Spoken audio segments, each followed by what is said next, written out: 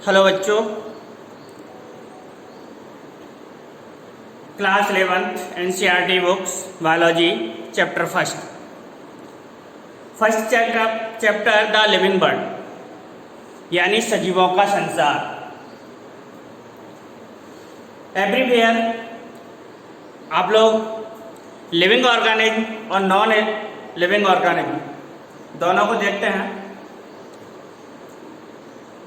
और देख करके आप ये बता सकते हैं कि it is non living and अगर मेरी बात करूं तो मैं लिविंग।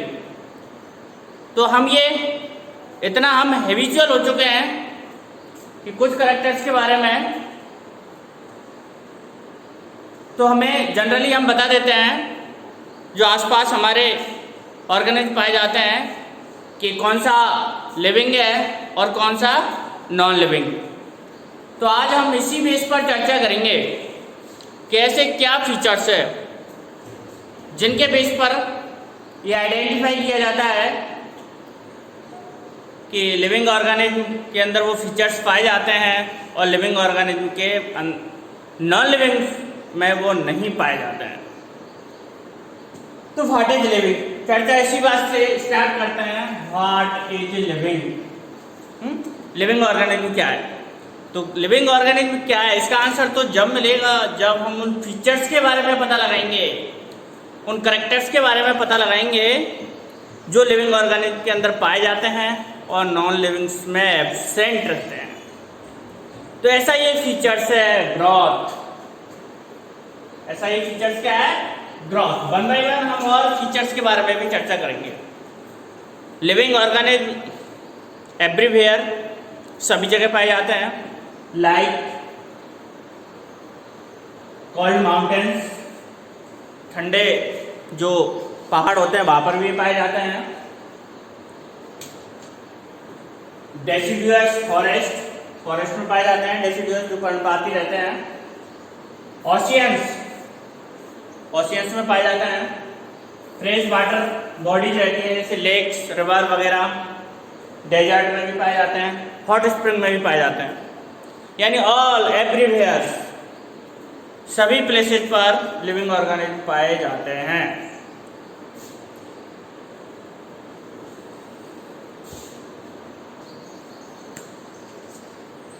तो इनके आवाज के बाद हम उन फीचर्स पर वन बाय वन डिस्कशन करेंगे, एक एक करके उन सभी फीचर्स को डिस्कशन करेंगे जो ये आइडेंटिफाई करते हैं लिविंग ऑर्गेनिज्म के बारे में।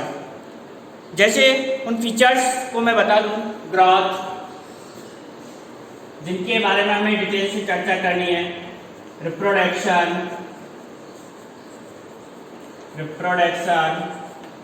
मेटाबॉलिज्म, सेंस और भी बहुत सारे फीचर्स रहते हैं। और भी फीचर्स है बट इनके बारे में तो हम डिटेल से चर्चा करेंगे। लिविंग ऑर्गेनिज्म के अंदर इनके अलावा और भी फीचर्स पाए जाते हैं। मेटाबॉलिज्म हमने वर्ड लिख दिया बस, मेटाबॉलिज्म। इसके अंदर बहुत सारी प्रोसेस पाई जाती है, बहुत सारी एक्टिविटीज पाई जाती है। जब हम मेटाबॉलिज्म को पढ़ेंगे तब बताएंगे हमारी बॉडी के अंदर जितनी भी क्रियाएं होती है, जितने भी बायोमोलिक्यूल्स बनते हैं, टूटते हैं, नए बायोमोलिक्यूल्स बनते हैं, कुछ ब्रेक डाउन भी होते हैं, टूटते भी हैं। तो वो सारी क्रियाएं हम जो फूड ग्रहण करते हैं, इंटेक करते हैं, उस फूड से हमें एनर्जी मिलती है और भी बहुत सारे विटामिन, प्रोटीन्स वगैरह प्राप्त होते हैं, प्रोटीन्स वगैरह मिलते हैं हमें। तो ये सारी प्रोसेस हमारी डाइजेशन के प्रोसेस में होता है। तो digestion is a metabolic process. और भी बहुत सारी प्रोसेस है जो बॉडी की, वो सारी मेटाबॉलिज्म के अंदर आती है, मेटाबॉलिक रिएक्शंस कहलाती है। जनरली 2 टाइप्स की रहती है, डिटेल से चर्चा बाद में करेंगे। ग्रोथ के बारे में अभी पढ़ ही रहे। देन रिप्रोडक्शन, ये भी एक इम्पोर्टेंट फीचर्स है लिविंग ऑर्गेनिज्म का। और इस रिप्रोडक्शन के जरिए प्रत्येक स्पीशीज अपनी जनरेशंस को बनाए रखती है। अगर बीच में कहीं भी एक जनरेशन खत्म हो जाती है तो आगे की उसकी जनरेशन अपने आप डिस्ट्रॉय हो जाती है। डायनासोर का नाम आप लोगों ने सुना होगा। पहले कभी विशालकाय आकार में उनका बहुत बड़े अर्थ पर कब्जा था, लेकिन आज वो डिसअपियर हो गए हैं।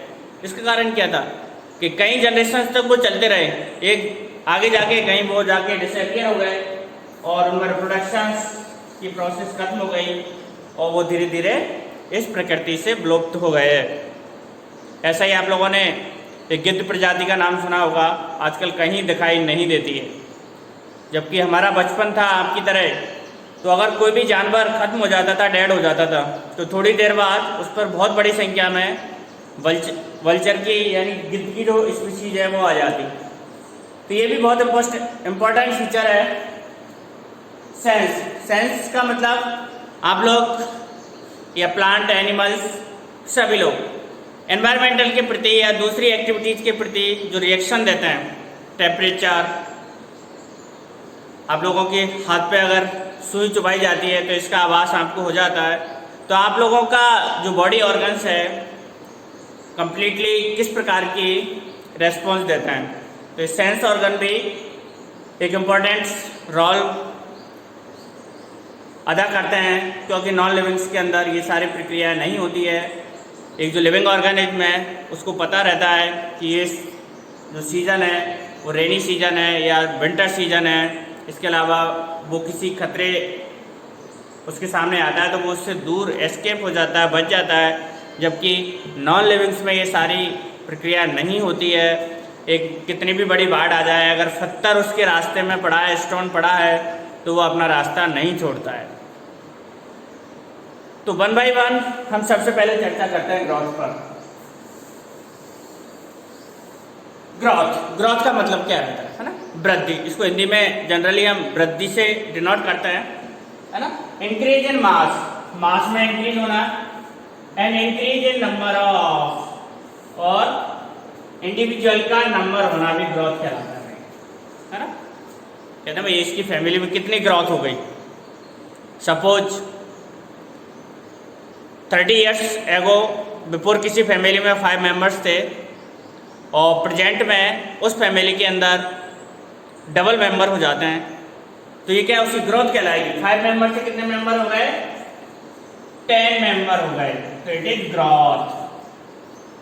किसी फैमिली के अंदर प्रेजेंट में या 10 years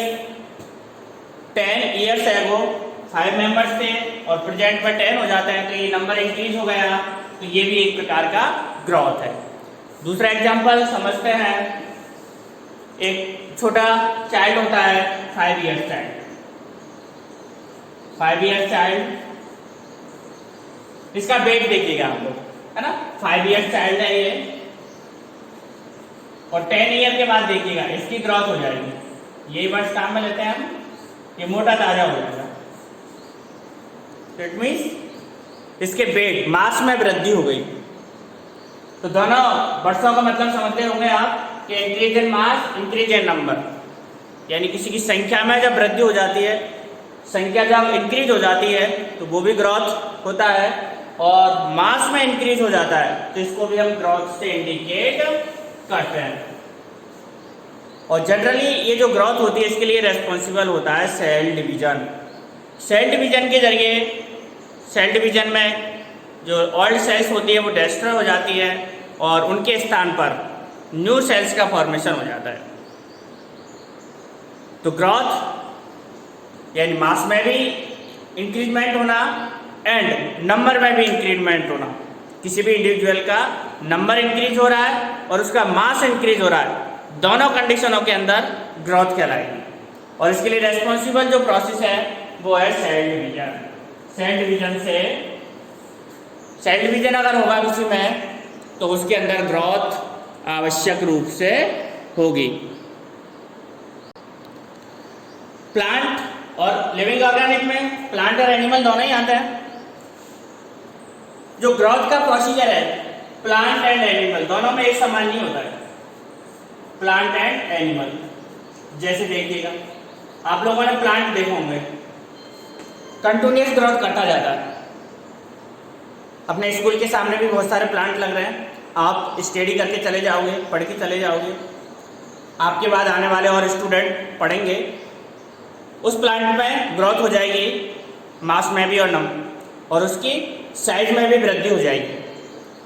हम जिस विद्यालय में पढ़ते थे वहाँ आज भी बहुत सारे प्लांट है वो लगे हुए हैं एज इट इज, बट आप एनिमल्स के बारे में ऐसा नहीं सोच सकते, क्योंकि एनिमल्स के अंदर ग्रोथ एक लिमिटेड एज तक रहती है। लाइफ स्पॉन प्लांट और एनिमल सब में अलग अलग पाई जाती है, सब में डिफरेंट टाइप्स की होती है। जनरली कुछ एनिमल्स तो ऐसे रहते हैं जिनकी लाइफ स्पॉन बहुत शॉर्ट होती है, 1 मंथ 2 मंथ या ईयर्स में भी रहती है।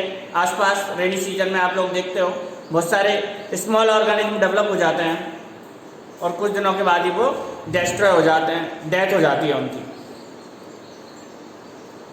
तो दोनों में बड़ा डिफरेंस है प्लांट की ग्रोथ में और एनिमल की ग्रोथ के अंदर। एनिमल्स के अंदर जो ग्रोथ है वो लिमिटेड होती है एंड सर्टेन एज तक पाई जाती है, बट प्लांट के अंदर जो ग्रोथ पाई जाती है वो अनलिमिटेड होती है और कंटिन्यूअस। जब तक उसकी लाइफ स्पैन होती है तब तक उनके अंदर ग्रोथ पाई जाती है। बस यही लाइन मैंने डिनोट की है, दिख रहा है आप लोगों को। In plants, the growth occurs continuously throughout their lifespan. Plant के अंदर जो ग्रोथ पाई जाती है वो उनकी होल लाइफ, कंप्लीट लाइफ में पाई जाती है।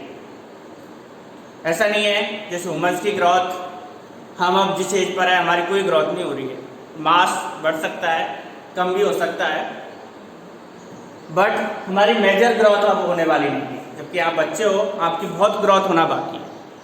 और आपसे छोटे बच्चे भी आप लोगों ने देखे होंगे, आप किसी ऐसे बच्चे से मिलिए जिससे आप 2 या 3 साल पहले मिले हैं और फिर आप प्रेजेंट में देखिएगा, ऑब्वियसली उसकी ग्रोथ में चेंजेस आ गया होगा, 100% उसकी ग्रोथ में चेंजेस आ जाता है। बट एक ऐसा एग्जाम्पल देखिए, आपके घर में आपके बुजुर्ग माँ बाप है, दादा दादी है, तो आप लोग देख रहे होंगे कि उनकी कई सालों से वो जैसे हैं वैसे ही है, थकान हो जाती है बट उनकी ग्रोथ में किसी प्रकार का कोई चेंजेज नहीं आता है। तो एक सर्टेन एज पाई जाती है सभी लिविंग ऑर्गेनिज्म के अंदर, उस एज के बाद उनमें किसी भी प्रकार की कोई ग्रोथ नहीं होती है। तो in animal this growth is seen only up to certain age. जो एनिमल्स रहते हैं उनमें एक निश्चित आयु तक ही, एक जो निश्चित आयु रहती है ह्यूमन्स के अंदर, ह्यूमन्स की तो लाइफ ही 100 ईयर्स रहती है, तो पूरी 100 ईयर्स तो ग्रोथ होती नहीं है। आप अप्रॉक्सीमेटली 25 ईयर्स के आसपास ग्रोथ एक स्टेबल स्टेज पर आ जाती है। हाइट में इंक्रीजमेंट आप लोग देखोगे कि आप 25 के आसपास, उसके बाद कोई और कम ही एज हम मान सकते हैं। तो ये ग्रोथ का डिफरेंस था प्लांट और एनिमल्स के अंदर, बहुत ही मेजर डिफरेंस था। ये प्लांट में कंटिन्यूअस ग्रोथ होती है और एनिमल्स के अंदर एक सर्टेन एज तक होती है। यूनिसेलुलर जो ऑर्गेनिज्म रहता है, ग्रो एक सेल डिवीजन, उनके अंदर एक ही सेल रहती है और वो सेल में ही अपनी ग्रोथ को शो करता है। जब यूनिसेलुलर का मतलब एक सेल वाले जो ऑर्गेनिज्म है, ब्लू ग्रीन एल्गी वगैरह, साइनोबैक्टीरिया, आर्कीबैक्टीरिया, ये सब यूनिसेलुलर ऑर्गेनिज्म रहते हैं और इनकी सिंगल सेल ही ग्रोथ को शो करती है। इस सिंगल सेल के अंदर सारी एक्टिविटीज पाई जाती है। एक लिविंग ऑर्गेनिज्म के अंदर जितनी भी एक्टिविटीज होनी होती है वो सारी एक्टिविटीज उनकी एक सेल के अंदर ही हो जाती है, चाहे वो एक्सक्रेशन से रिलेटेड हो, डाइजेशन से संबंधित हो, और भी कोई भी सर्कुलेटरी सिस्टम से रिलेटेड हो।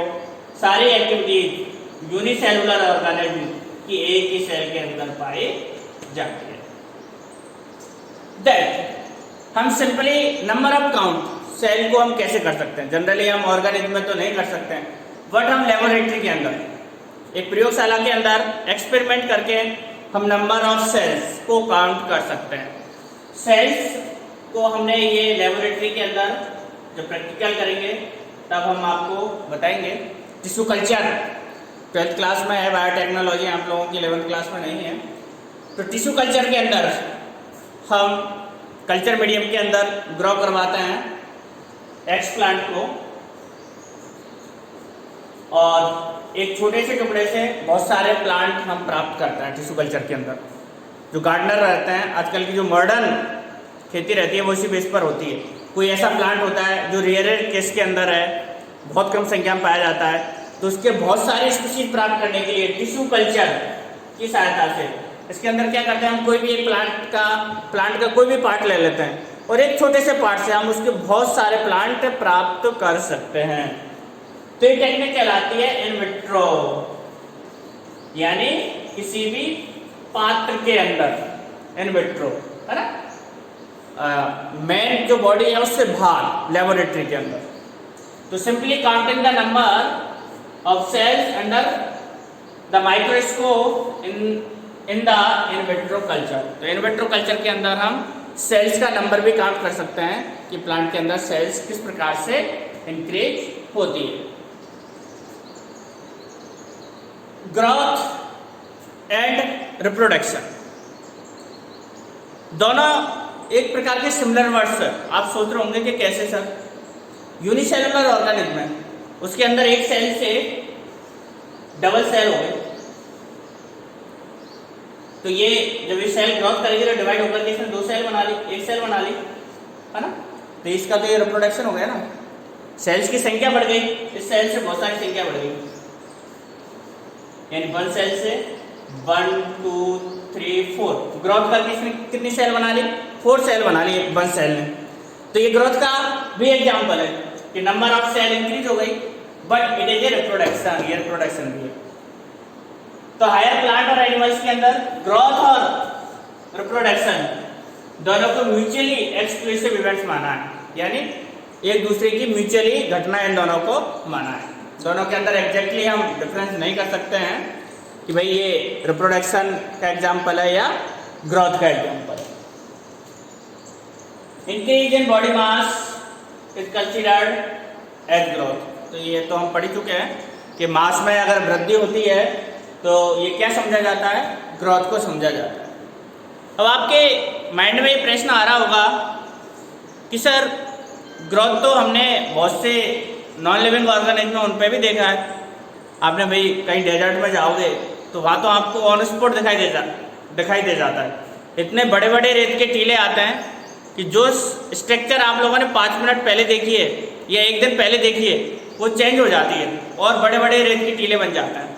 या किसी पहाड़ी एरिया पर या आपके अड़ोस पड़ोस में देखना आपको स्थान है वहाँ पर लगातार कचरा डाल रहा है ना, आप डाल रहे हो तो उसकी साइज बढ़ गई। या कोई पहाड़ी एरिया है तो वहाँ पर एक्स्ट्रा डिपोजिशन के कारण उसकी हाइट बढ़ जाती है, तो साइज तो उसकी भी बढ़ गई। लेकिन क्या वो ग्रोथ का एग्जाम्पल है? नहीं, वो ग्रोथ का एग्जाम्पल नहीं है, क्योंकि वो इनसाइड ग्रोथ नहीं है, वो आर्टिफिशियली या बाहर से एक्स्ट्रा डिपोजिशन सब्सटेंस का हुआ है, इसलिए हम उसको ग्रोथ नहीं कह सकते हैं। ग्रोथ एक प्रकार का इंटरनल फीचर्स है। तो बच्चों, उम्मीद करता हूँ लिविंग ऑर्गेनिज्म का फीचर ग्रोथ आप लोगों को समझ में आया होगा। नेक्स्ट जो फीचर्स है उसकी चर्चा नेक्स्ट क्लास के अंदर करेंगे। तो लिविंग ऑर्गेनिज्म के ये 2-3 फीचर्स है। सभी को धन्यवाद वीडियो देखने के लिए।